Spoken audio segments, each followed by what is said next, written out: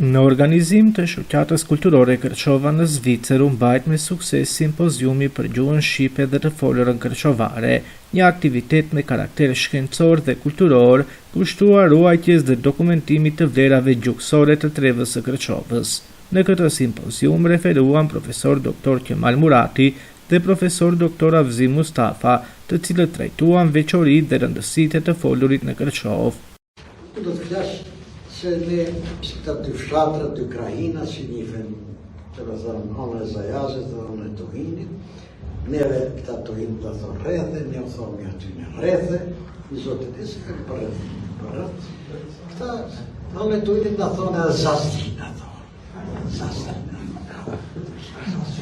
edhe ka njerë pak nuk është po pejorative, nuk është të dhe date, në thonë se ne babë që thonë i date, ku jam date,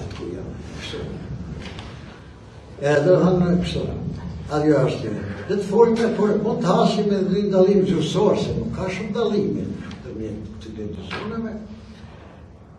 Dhe vjetë dy pikat të ryshme të banuarat ka një Zajazit të rritë, të cilat janë rredhoj e ndikimeve të folmeve tjera nga përsëria fistore e katune. Fshatrat të dy rrethet janë të ngulitëra në vendet të tokës së tyre, dhe ndërtimet të shpime janë në prorën e tyre. Kështu që çdo fshat ka formuar në hallat e tyre e të njëjtit fis apo vllazni, apo siç thuhet në Kërçovë, të nda nga një zjarr. Shqiptari është shqiptar vetëm përmes gjuhës shqipe. Vetëm kjo dallet është indi kryesor. Dhe vetëm përmes gjuhës shqipe shqiptari është shqiptar. Shqiptari ka i vetmi popull në Evropë dhe ndoshta në botë, ka kemi edhe veçori që si kanë një të tjera dhe popujt e tjerë, që emri e ka marrë vetëm përmes gjuhës. Me kemi këtu me kërçovar, me gapash kërçovar, unë ka martuar një fjallor jo të madh, më i tipit më vogël, po jo i vogël, me 4500 përshëndetje të vjetra popullore. Mirë se vetë një fjallë, me bethime vjetra, shumë fortë, fuqishme, me mallkime, me ngushëllime, pastaj edhe me sharje. Ja, shumë interesant vjetra. Dhe thonë disa studiues që kanë studiuar këto thonë, është gjuha shqipe jo për t'ja përqefim ne ose kështu po është e sakt. Është ndër gjuhët e pak ato që vjen krahasohet me gjuhët e mëdha që kanë mallkime të tilla dhe urime. Edhe ndoshta është e vetme thotë që i ka këto, ka të vjetra, të lashta, të fortë. E kjo është veçantë. Flori Museini tha se qëllimi i këtij projekti është që nëpërmjet simpoziumeve të ndryshme të ruajmë dhe kultivojmë gjuhën dhe traditat tona kulturore.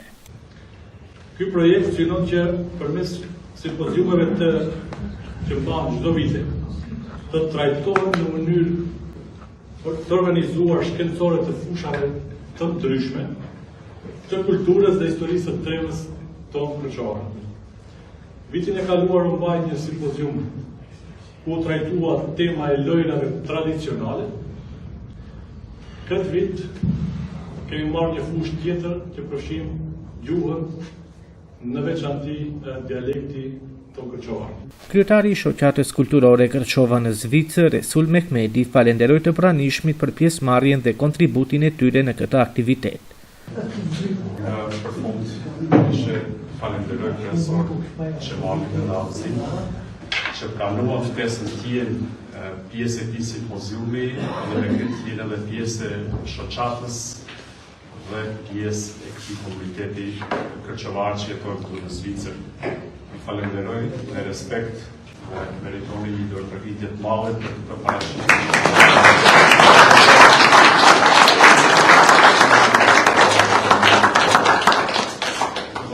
Falenderoj Florini që ka marrë përsipër organizimin e këtij kësaj pjese të simpoziumit në Lufjeçin.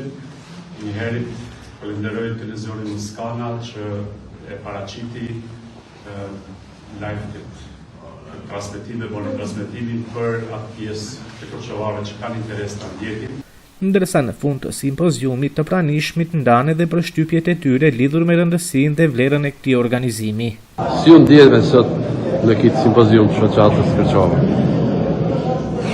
Si mund ndjehet një kurbeçar kur gjendet në mesën e bashkëpunëtarëve të vet, dhe sot në veçantë kishëm edhe 2 profesorë, të cilët na informuan për gjenezën, historikun, vlerën, rëndësinë dhe peshën e gjuhës shqipe në Europë. Ajo as më tepër ka peshë, do vlerë, shpjegimi i gjenezës, historisë, i dometanës gjuhës shqipe në diasporë, ku ne jemi para një vështërsie të, ta them ashtu, asimilimit, si thonë këta politikat pozitiv. Megjithatë, profesorët e nderuar na shëruan shumë sana, na ndihmuan të kuptojmë shumë fjalë, për ato jemi falënderues edhe do dëshirojmë shëndet dhe suksese në punën e mësotshme. Si u duk simpoziumi këtoni? Simpoziumi ka edhe simpoziume në tilla duhet të bëhen edhe në Gjermani, jo vetëm se këtu. Jam kur vjeti gjatë po ta 2017. Si të duk sot? Super. Ishte një takim shumë i suksesshëm, edhe takuam Petri Çamarën. Ishte krejtësisht në rregull. Kompliment, respekt për gjithë.